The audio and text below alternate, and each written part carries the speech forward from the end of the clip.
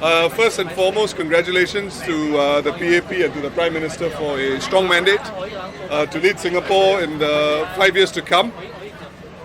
It was a very difficult fight for the Workers' Party, as you know, any opposition party in Singapore to make inroads into our political system. The challenges are real.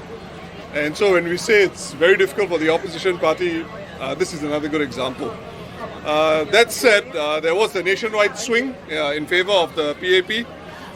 I think that swing was about a good 5% or so.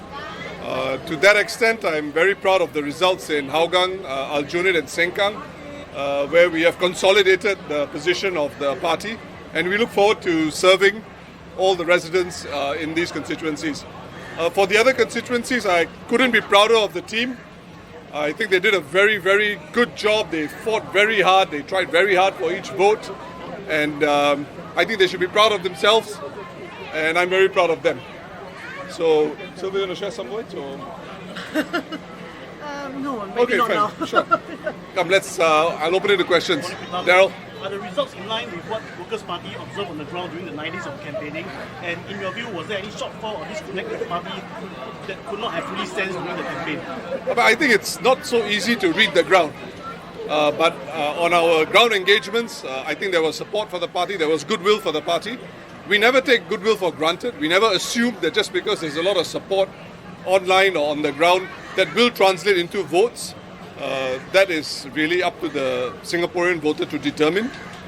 But our job is to make sure we put up a good slate and put up a good proposition for Singaporeans. And I'm very proud of the team. I think we did very well in that regard. Pritam, there was a slight dip to your popular vote share. Yeah. And this is despite you fielding your best slate to date. Yes. Right? So how would you explain, how the Workers' Party did the messaging of the Workers' Party fail to translate to vote? Well, I think that dip is incredibly negligible. Right, it's you're talking about the overall vote percentage, so it's around, it's compared to? Yeah, 50.04%. Sorry, what's the comparison again? Compared to 50.49 in 50.49 in 2020 to 50.05. Well, I mean, I suppose if you have a 5% national swing, and the swing in terms of the popular vote is that narrow, I think we've done very commendably. Obviously, it was a difficult election. I think two factors stood out to me. Number one, this was the Prime Minister's first general elections. And I think secondly, the concern about the wider international environment, I believe, resonated with some voters. Do you think you could have concentrated more of your higher profile candidates in one place, perhaps like East Coast, where you had no such a close margin in the previous round? Well, every terrain is different. So East Coast, you've got a different demographic of private households and HDB households. So strategy on the ground also changes significantly. But overall, on hindsight, everybody is a master. But I am actually very warmed by how the party responded to the EBRC report. I think it is important for the Workers' Party not to be boxed in by the EBRC. And if we have the capacity to break out and move into other areas and do well, do commendably, I think it speaks well of the party organizationally. I think the move, which was not known to some of us, even in the party, obviously I knew about it, to move from Marine Parade to Punggol. I was incredibly delighted by how quickly the party was able to pivot, put its resources in Punggol and give it a good fight. I thought we did very well in that regard. Mr. Singh, how do you interpret the Sengkang's result, given even there was a saga over Raisatan, but Yes. then the result was still improved compared to 2020. What do you think out of that of Sengkang residents? Well, I'll give you 4 reasons for that. James Lim, He Ting Ru, Louis Chua, and Faisal Manab, who stepped in to look after some of the issues that concerned the Malay voters in Sengkang. More than these 4 individuals, of course, there's that whole structure of the party below them, their volunteers, and everybody who helped support them, even the Sengkang Town Council. I think they did incredibly well, and I'm actually so chuffed for them. Do we have an indication of the NCMPs? No, not yet. We haven't met as a party yet, so akan datang. Mr. Singh, let's go from the business side. Yes. Following up from Pritam's question, do you think specific candidates kind of affected Tampines and Jalan Kayu's result? Do you think it would have been better if you guys kind of fielded a stronger team with less newcomers involved? I think I can understand that sentiment, but you see, if you put somebody else, then either you weaken another team or you strengthen another team, and then your overall strategy is back, not in equilibrium anymore. So ultimately, you've got to make a decision based on your understanding of the ground, and we had a particular perspective, and all our candidates came really close. I think the nationwide swing was a factor, but this is the nature of politics. What do you think were the factors that affected the results in Tampines and Kuala? Could you say that again? What do you think were the results that affected the results in Tampines and Kuala? What do you think were the results that affected the results? What do you think were the factors that affected the results? Well, again, I would probably bring it down to two major points. One would be the international environment. Number two would be the desire to give the Prime Minister the mandate he sought. And so that, I think, was at least two of the major factors behind that. Workers' Party's plans for Tampines and Kuala? Sorry? What are the Workers' Party's plans for Tampines and Kuala? Okay, well, the polls just ended yesterday, so give us a bit of breathing space. I'm sure we'll work some ground strategy as we had done in Tampines prior to 2020, and we'll continue working in that direction. Mr. Singh. The change seems to be, or rather the rate at which you're making inroads in the Parliament seems to be a bit slow. Are you worried about how difficult it will be for you to sustain interest in the party, or even that it might create this disillusionment? Yeah. Well, I mean, at the end of the day, look, if Singaporeans don't step up, if people don't join the opposition parties and they're comfortable where they are, we have to continue doing our best. And if people believe that they want a political system where there's no opposition, this is something that we have to accept, and we have to respect the view of the voter. But on our part, we believe that there is value in having a more balanced parliament. We think there's a stronger sense of rootedness to the country. There are diverse views who don't feel that they are disenfranchised because there's only one major party in parliament. And ultimately, this is the value proposition we bring to Singaporeans. And again, we respect their choice. Gene's question. Several opposition parties have been, on the receiving end of very one-sided results. So, what kind of lessons can these parties draw from the Workers' Party? I think it's probably best to put those questions to them. They know how they did, why they did, where they put their chips. It's probably best you render that question to them. On our part, I think as a party, I keep telling people, especially the media, sometimes don't believe me when I say we are a small party. And I hope you've gotten a perspective of why I say that. And this is the reality, this is the mountain ahead of us. And as I alluded to, it's never a smooth ascent. It's always going to be a rock face for us. But the least we can do for our fellow Singaporeans is to do our best. And in this elections, I'm actually very proud to say the Workers' Party did its best. And I think everybody associated with the party should be very proud of themselves. Pritam, do you see yesterday's results as a setback to the party? Well, I mean, whenever there's a national swing, there's always going to be one party that is going to be on the ascendancy, one party that is not. We saw the same thing in 2015. I suppose that question you would have posed to the PAP in 2020. But I think these gyrations will happen. But I think in this particular environment, I can understand why. Mr. Singh, some of the experts said that PAP gave the upper hand to his message, focusing on stability and safety. And you also mentioned how the unstable environment as a factor for the nationwide swing. Do you think maybe he could have focused his messaging on stability instead of hope? And that will give more votes to the PAP. No, but you could have maybe emphasized more on that as well. How so? And how would that have benefited us? Stability as in vote for the Workers' Party for stability. Perhaps so. Well, I mean, what we decided to put forward was, look, we are a known quantity, and the line I used was we are a force for good. So if that alludes to what you're suggesting, I think we did do it.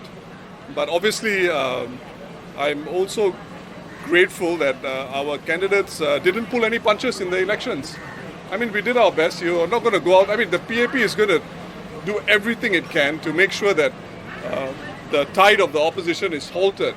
And it's our job to try and make sure that we can communicate our message to the public and inform them why it is in our self-interest to move towards a more balanced political system. By our self-interest, not the party, but Singapore's self-interest. Mr. Singh, would you like to comment on Jalan Kayu SMC with the smallest margin this time round? First-timer versus the, Very sayang lah. But that's how it is. I think Business Times put out a note saying that there were quite a lot of absentee voters in Tampines and Jalan Kayu, right? And if some of them had been present and hypothetically voted for the Workers' Party, the result could have been different. I mean, it's all hypothetical, but I'm very glad we put up a strong campaign in Jalan Kayu, and this is life. You win some, you lose some. Does the result going to affect renewal plans for WP? Yeah, I want to address. So actually, maybe Ms. Lim wants to say something. Which is in line with the question that you just asked about whether it's a setback for us, in terms of renewal and so on. I mean, having been in this game for some time, I actually see opportunities for us now.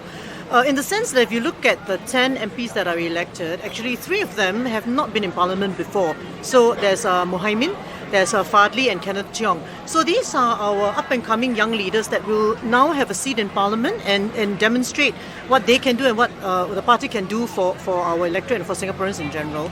And then, as you know, we are probably going to be offered the 2 NCMP seats coming up, and the party has yet to decide on this.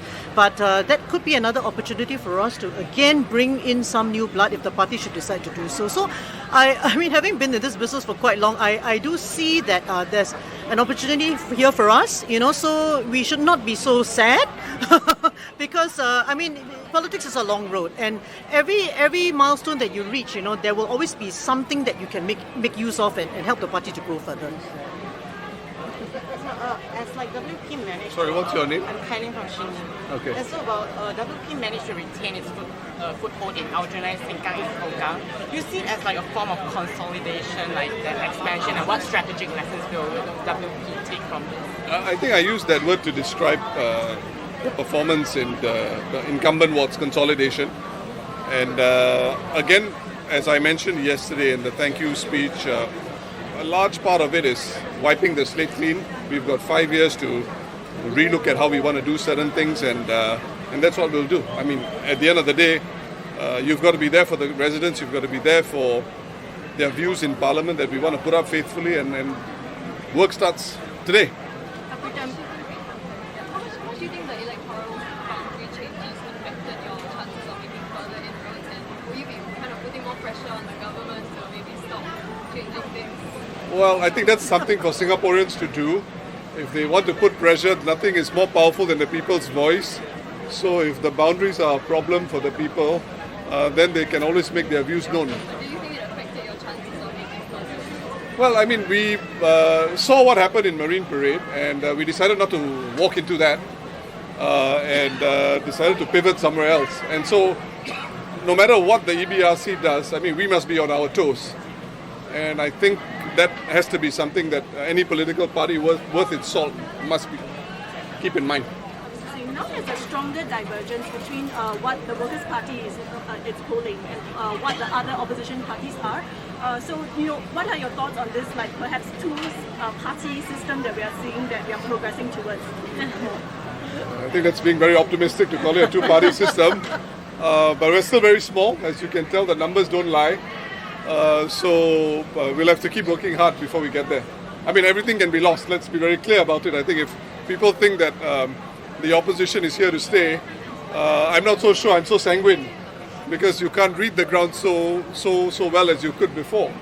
And ultimately, I sincerely believe, my colleagues have believed that we are better off as a country with an opposition presence in Parliament, a strong opposition presence, and we still believe that very strongly. So we continue working in that direction. Oh, that's okay. Sorry. On that, PM Wong did talk about opposition being here to stay and the PDP government forming a constructive relationship with opposition. Yeah. So what to you looks like a constructive relationship? I look forward to it. Let's see what it looks like. On the national swing, right, what do you think of your party's ambition to win all the seats contested in the future? Because I think for this year there is an increase in numbers that you guys have contested. Right. Well, I mean, I think if you look at the percentages, ideally I would have liked them closer to the tipping point. But then again, anybody would say that. But I still believe that we put up strong performances.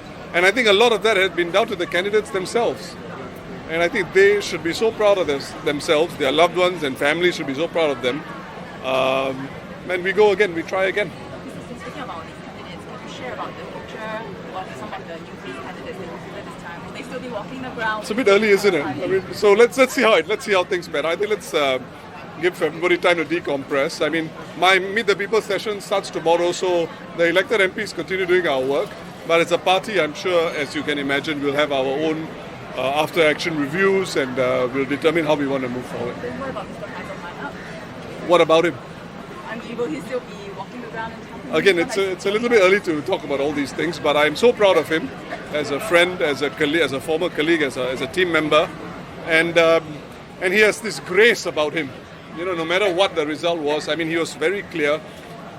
He wanted to make a difference. He wanted to move to Tampines, wanted to play his part in building a more balanced political system, and I think many people will always recognize him for that. He's the leader of the Japanese GRC team, right? Will he be considered for the NCSO? Again, this is something which the party will have to meet to discuss. So I don't want to say anything about that at the moment. Hans from Region 1. Hi, Hans. Hello. I just want to ask you, I know you said the party is going to discuss about the NCSO, but what considerations would you kind of be looking at in terms of filling up the two NC and GC? Well, I don't want to fetter the decision-making process of the CEC, so I probably don't want to add my views and shape the CEC's thinking about that. Sorry? There's been a lot of talk about the high caliber candidates you've attracted this time around. Yeah. Are you worried that because if they didn't make the inroads, it might be difficult to further entice this kind of people to join your party? Well, I hope not. I mean, if you look at the last elections, I mean, it's not as if we made significant inroads. Yes, we got a GRC, but this will be the nature of the political system in Singapore. You have very strong government, a government that is dominant in almost all aspects of our lives. They've got the EBRC with them. They've got the People's Association with them. The challenges are real, but yet I believe there are enough Singaporeans out there who want to contribute towards public service. They want to endeavour towards a more balanced political system. We welcome them. Pritam, yesterday on stage you said something like the slate was wiped clean. Is there a double meaning to this? No. The state is wiped clean was in the context of us, my address to the Aljunied voters. So what happens is we have to start work afresh again, and we look forward to a period of time where we seek feedback. Because, you have to think about upgrading projects, you've got to think about what you want to do in the next 2 or 3 years, and always helpful to get fresh feedback about that. In That's the next what I meant. parliament, it looks like it's going to be the PAP and WP. Yes. As the leader of opposition, what does it look like for the future of the opposition in Singapore? I don't know whether I'm going to be leader of opposition. This is something that the government of the day has to decide. So let's see what happens there. But what was the nub of your question? What does it look for the future of opposition in Singapore? Well, it looks like there are 12 opposition MPs in parliament. What about the other smaller parties? That one you have to ask them. Your strategy this time around was to not deconflict or decoded fights with other parties. Do you find that this has worked, and is that something that you have to improve? Well, I wouldn't call it a strategy. I would just say that we've got our agenda and they've got their agenda. I did mention that 3 or 4 corner fights will be the norm. I wouldn't be surprised to see more 3 or 4 corner fights in the future. But we have to be clear as a party why we are going to a certain place and whether we can give the voters there a good fight and make sure that we can represent them faithfully in Parliament. That would be our objective, and that's what we're concerned about, how to serve the people there. Mr. Singh, there can't be another possibility that someone else will be the LO, right? Because there's only one. No, I'm not talking about the individual, but I'm talking about the appointment. So there's usually the leader of the house. The leader of the house will stand up and determine whether this is what the government wants to do, and then we take it from there. What do you think about the Malay voters in the reaction that the Google is coming? They are very supportive. I'm very grateful for all their support. I think they've played their part just like the community. Every other community has played their part in voting for the Workers' Party. We tend not to have particular vote banks like that. Our vote banks are actually very secular across the board. So I thank everyone for their support.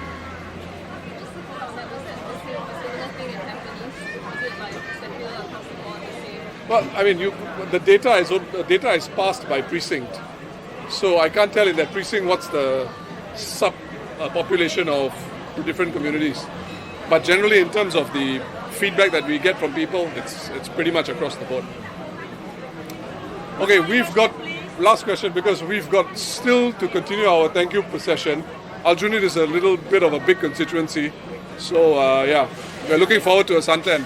So yesterday, of course, there was a press conference held by PM Wong Yes. right after, and he called Singapore the underdog, and he of course urged everyone to unite and stand together as one team. Do you have a response to what he said about the underdog? Because that's often a term used by the Workers' Party. Did you ask him that question? Okay. Well, I mean, the Prime Minister has set the stage, and this is how he has characterized the landscape. I don't want to comment too much on that without understanding the larger context of what he was referring to. But I suspect it continues from his earlier message of, at the end of the day, it's not party versus party, but Singapore versus the rest of the world. So I believe that is a consistent message that he has delivered. And to some extent, he is right. Elections are now over, and we get back to the business of making this the best home for all of us. Thank you. Thank you. Thank you, everyone. Thank you. And once again, to everyone from the media.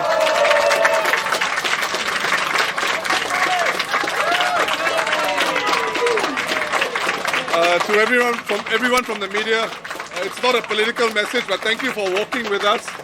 And once again, my apologies for starting this doorstop a little late today. Thank you.